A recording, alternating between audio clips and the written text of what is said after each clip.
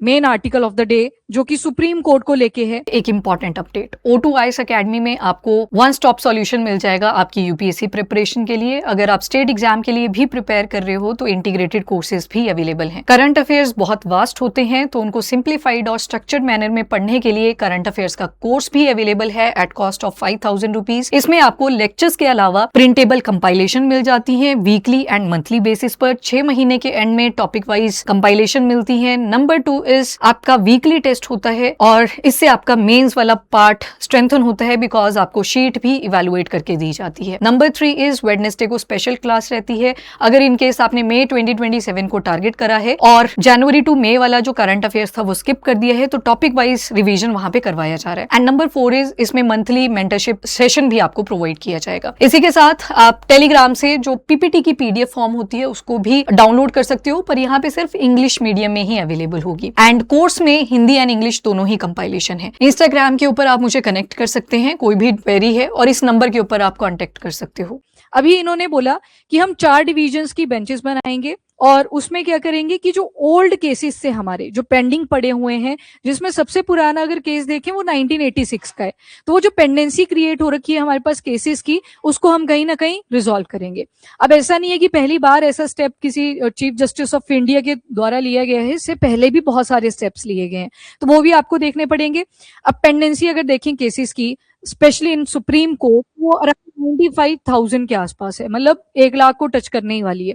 तो यहाँ पे बोला जो केसेस हैं सिविल भी आएंगे, क्रिमिनल केसेस भी आएंगे, उनका नंबर डेटा आपको प्रोवाइड करा है, पर मेन फोकस किस चीज पे रहेगा कि जो कोर्ट के नॉन मिसलेनियस स्टेज होते हैं। नॉन मिसलेनियस स्टेज का मतलब होता है जिस दिन कोई फ्रेश हियरिंग वगैरह वो नहीं सुनते, थोड़े जो पुराने हैं एड्रेस करते हैं कि किसके ऊपर लॉन्ग जजमेंट लेके आनी है, उन डेज के ऊपर हम पुराने वाले केसेस को टैकल करेंगे।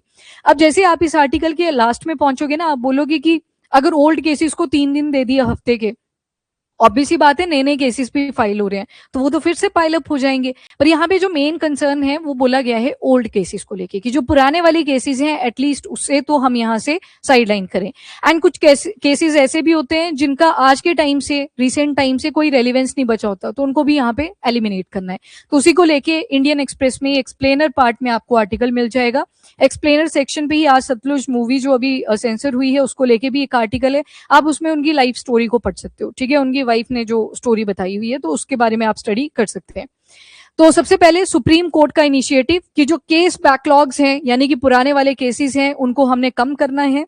Chief justice of India Suryakant ji ने ये अनाउंसमेंट करा कि 4 स्पेशल बेंचेस बनेंगी ताकि जो oldest pending civil and criminal cases हैं उनको हम टैकल कर सकें।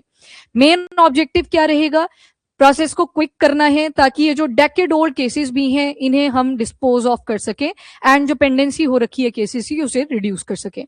स्पेशल बेंच 2 डिविजन्स बनाई जाएंगी, 2 जो बेंचेस होंगी सिविल केसेस के साथ डील करेंगी, मतलब जो दो डिवीजन आएंगी वो सिर्फ किसके साथ डील करने वाली हैं, civil cases.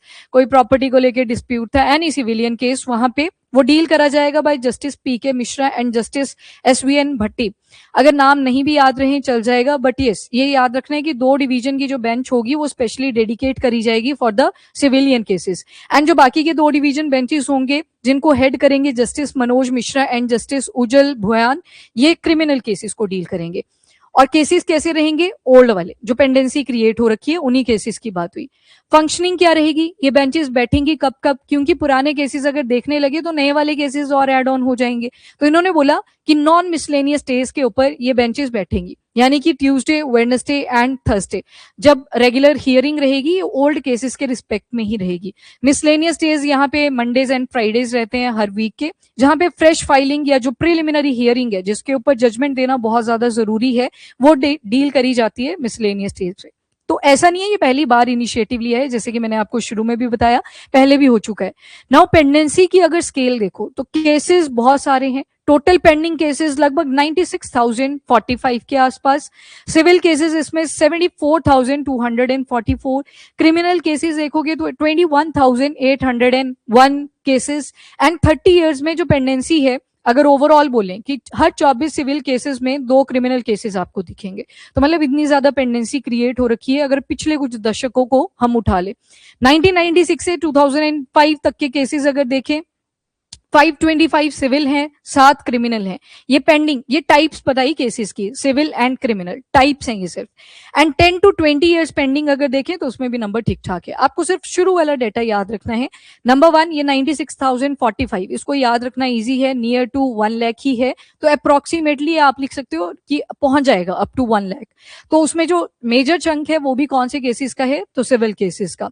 Now pendency paradox, इसमें अगर देखेंगे जो पेंडेंसी है ये इंक्रीज होती जा रही है।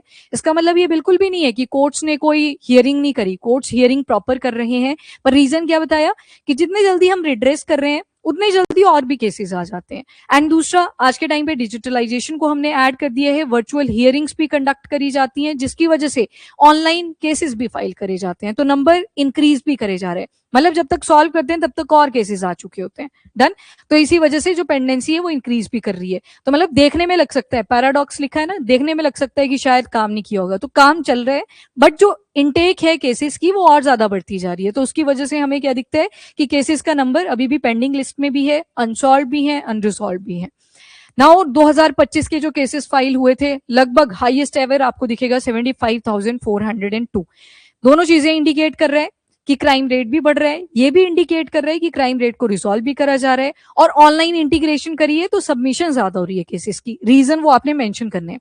अब पहले जो honourable chief justice of India के रहे हैं उन्होंने क्या क्या मेजर्स लिए हैं, जैसे यूयू ललित 2022 में इन्होंने बोला कि हम क्या करेंगे, प्रॉपर शेड्यूल की लिस्टिंग करेंगे और यहाँ पे fresh and long pending matters को सेपरेट कर देंगे। देन डीवाई चंद्रचूड़, इन्होंने भी एक और प्रोजेक्ट लॉन्च करा था, दैट इज सुप्रीम कोर्ट जुडिकेयर। इन्होंने बोला कि हम केसेस की क्लासिफिकेशन को ना ऑटोमेटाइज कर देते हैं, मतलब automatically civil and criminal cases अगर क्लासीफाई हो जाए तो कितना मैनुअल वर्क रिड्यूस हो जाएगा।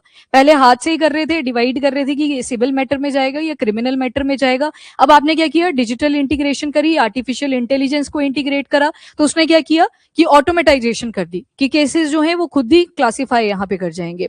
अब special benches death penalty cases के लिए कॉन्स्टिट्यूट करी जाएंगी, और कई बार क्या होता है सेम टाइप ऑफ केस सामने आ जाता है। फॉर एग्जाम्पल थेफ्ट हुई, किसने चोरी करी और ज्वेलरी ही उठाई 3-4 घर से, तो सिमिलर टाइप ऑफ केस आ गया, तो उसकी जो हियरिंग होगी वो कलेक्टिव ही दे दी जाएगी कि क्या पनिशमेंट इनके लिए रहेगी, तो वो इकट्ठे होंगे। एंड इसके बाद बोला स्पेशल लोक अदालत भी ऑर्गेनाइज करे जाएंगे पेंडेंसी को रिड्यूस करने के लिए।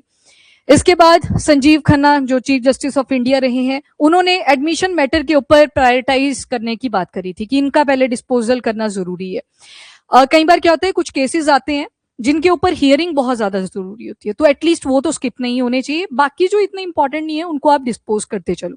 आगे टेम्परेरी पॉज लगा दिया जाए, जो बहुत रेगुलर से मैटर हैं, पुराने मैटर हैं, उतने इंपॉर्टेंट आज के टाइम के हिसाब से नहीं बचे हुए हैं, तो उनको एलिमिनेट कर दिया जाए।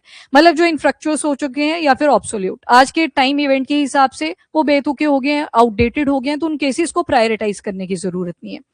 Then chief justice of India BR Gavai, तो इन्होंने बोला कि जो डिस्पोजल रेट है वो डेफिनेटली कॉन्टिन्यूअसली इंक्रीज कर रहा है, कि मतलब हम केसेस को हियर करके एलिमिनेट करने की ट्राई कर रहे हैं, बट स्टिल जो फ्रेश फाइलिंग्स हैं वो भी इंक्रीज कर रही हैं, जिसकी वजह से जो पेंडेंसी है वो 90,000 केसेस को एक्सीड कर चुकी है, जो आपने देखा अराउंड 96,045 के पास पहुंची हुई है।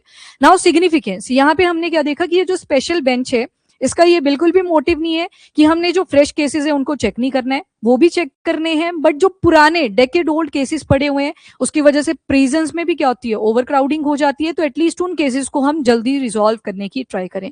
तो उसमें मतलब जो मेन फोकस है वो एडजुडिकेशन के ऊपर है। एडजुडिकेशन मतलब थोड़े बहुत आप छोटे मोटे ट्राइब्यूनल्स वगैरह डेवलप कर सकते हो जो स्पेसिफिक टाइप ऑफ केसेस के साथ डील करे।